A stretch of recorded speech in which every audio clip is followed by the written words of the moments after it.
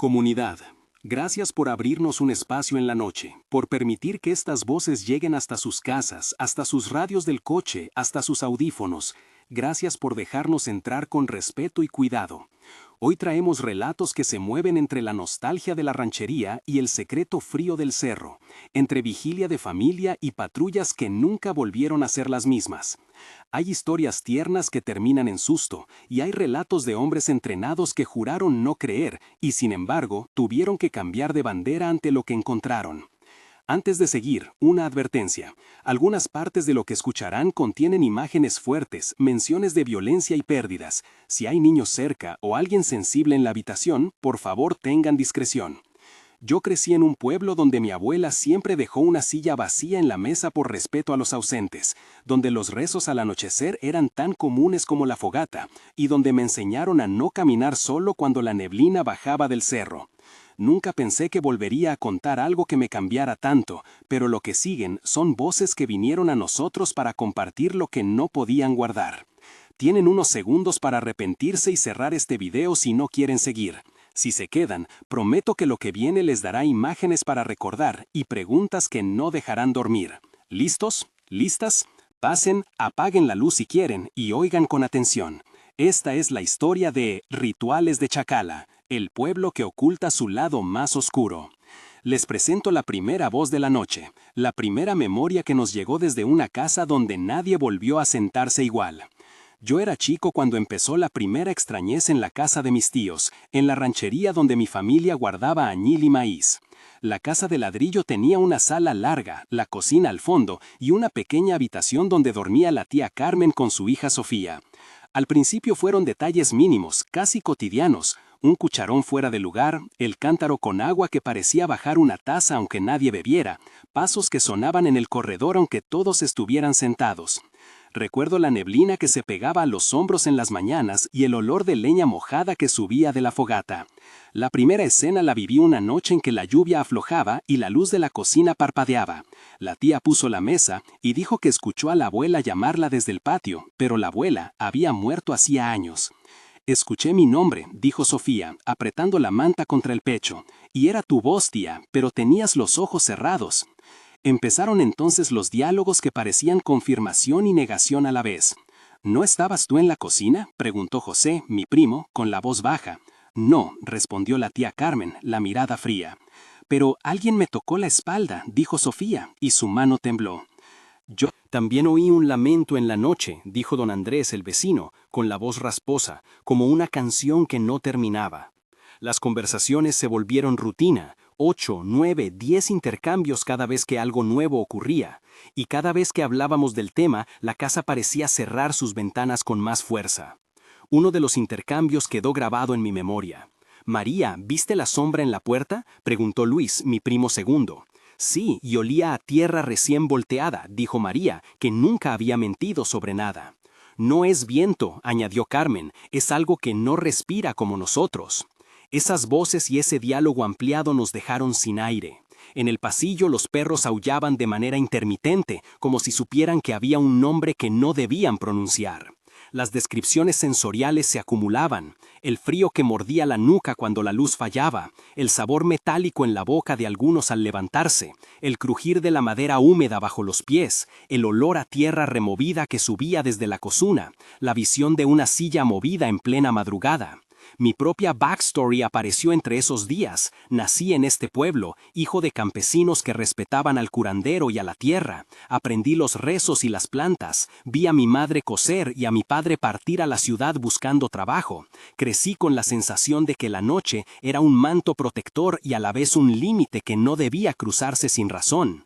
Esa historia personal se multiplicó en recuerdos y costumbres, 3 o 4 fragmentos que conté a quienes me pidieron detalles cuando me convertí en testigo. La tía Carmen insistía en hacer vigilia cada noche, en prender velas, en llamar al curandero Mateo, que llegó con hojas y oraciones y con la voz quebrada. Mateo tocó la puerta, olió el aire y dijo que había algo pegado a la casa, una presencia que se alimentaba de memoria y de humedad. En la primera noche de ritual, la comunidad se reunió alrededor de la fogata, y fue ahí cuando presenciamos el primer escalofrío real. A mitad de los cantos, la silueta de alguien moverse en la ventana como si alguien la mirara desde afuera, y una voz que imitó a la abuela para pedir que le dejaran entrar. En la casa se desataron 8 a 10 intercambios llenos de miedo y negación, con vecinos como Carmen, Don Andrés, María, José, Luis, cada uno aportando un grito, una afirmación, una explicación. La tensión creció con pequeños presagios, ruidos que venían del techo, objetos que aparecían en el centro de la mesa, la sensación de que alguien recorría la casa al ras de las paredes. En un clímax corto pero denso, escuchamos una canción que nadie reconocía y la última vela se apagó al mismo tiempo en todas las habitaciones.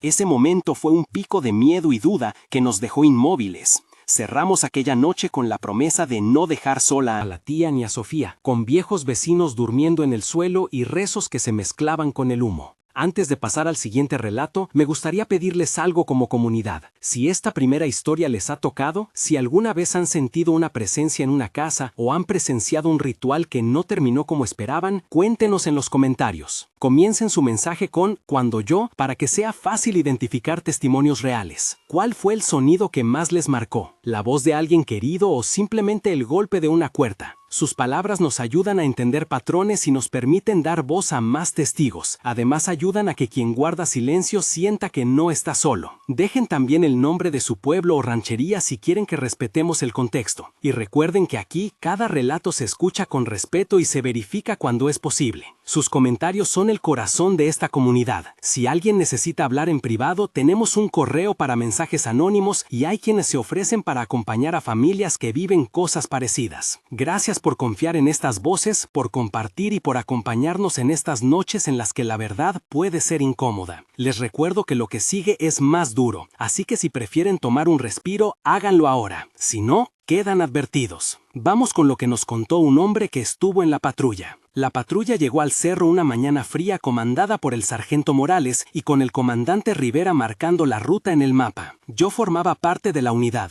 Llevaba mi mochila, mi uniforme, la radio y la sensación de que aquello sería una salida de rutina para revisar cortinas de humo y caminos de contrabando. Llegamos a la ranchería de Chacala con la luz blanda de la tarde y la gente nos recibió con alimentos, tortillas calientes, frijoles y un pozole que olía a laurel. Los nombres se multiplicaron. El cabo Esteban que fumaba en silencio, la enfermera Patricia que revisaba botas, el joven teniente Aguilar que hacía bromas para esconder nervios. En la primera conversación con los habitantes, 5, 6, 7 intercambios largos nos contaron de pequeños rituales que se hacían en el cerro, de ofrendas en piedras que nadie tocaba y de una casa abandonada en la loma donde decían que no se debía pasar la noche. Decidimos subir, pensando en que sería un informe corto. La descripción técnica del terreno fue breve pero necesaria. Camino de tierra con curvas en herradura, vegetación densa de matorrales, piedras sueltas que dependen de la lluvia y una línea de árboles que crea un corredor de sombra ideal para emboscadas y para perder la referencia de la brújula. Avanzamos en formación, 2 en vanguardia, 1 cubriendo el flanco, comunicación constante por radio. Las primeras sensaciones no eran solo militares, eran personales. El olor a humedad mezclado con perfume barato en una prenda tirada, el sabor de nervio en la boca al escuchar pasos que no eran de nuestros hombres,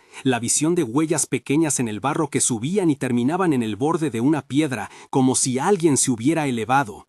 Empezaron los presagios. Una fogata apagada que aún emanaba calor, restos de alimentos entonados con pétalos y hojas que no pertenecían a la flora local, y una cruz hecha con ramas que miraba hacia la noche en vez de hacia el cielo. Nuestro diálogo táctico se expandió en 8 a 10 intercambios cada vez que descubríamos algo nuevo. ¿Vieron eso?, preguntó Esteban. Sigan cubriendo la retaguardia, dijo el sargento. La radio no capta bien, añadió Patricia. No es un acto de los vecinos, algo más de la comunidad, dijo el teniente. Cuidado con las sombras, dije yo, y mi voz tembló de forma que me sorprendió. A mitad del ascenso nos topamos con un claro donde había símbolos en tierra y un círculo de piedras con marcas como quemaduras. Fue ahí cuando la patrulla sintió que el terreno ya no era ordinario, como si alguien hubiese cambiado de manera deliberada la orientación de las rutas. En ese momento ocurrieron 3 momentos de tensión que recuerdo con claridad. El primero fue una noche cerrada en la que oímos un canto que imitaba a nuestras madres, un sonido que se pegó a la nuca y nos dejó paralizados. La cabeza me daba vueltas y mis dedos apretaban la culata de mi arma como si fuera ancla.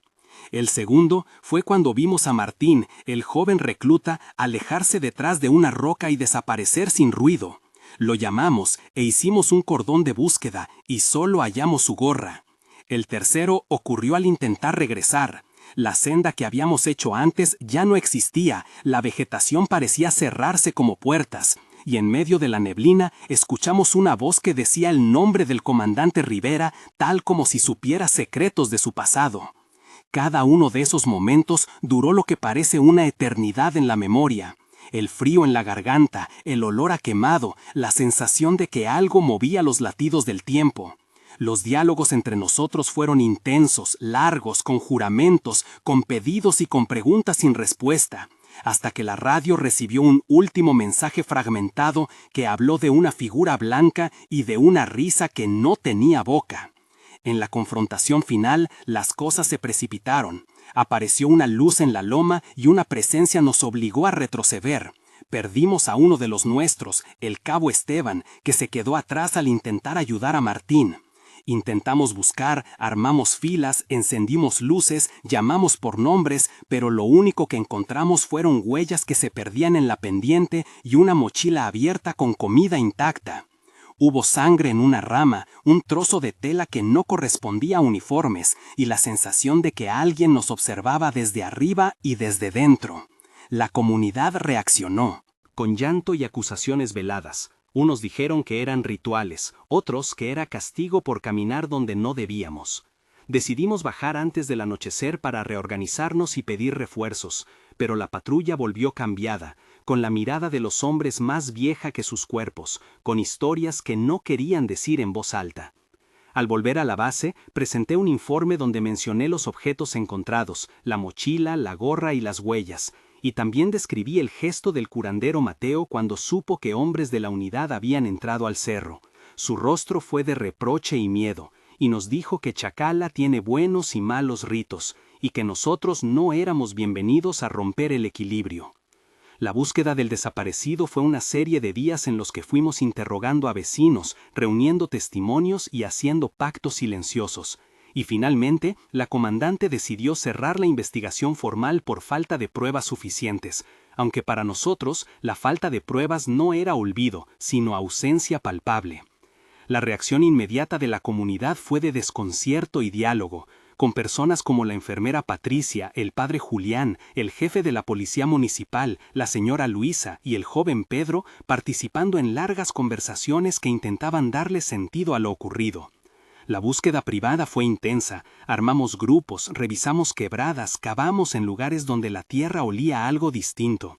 Encontramos señales pequeñas, un botón de camisa, manchas que parecían sangre seca, una ramita que olía a perfume barato. Hubo discusiones entre quienes decían que debíamos denunciar y quienes pedían silencio por miedo a represalias.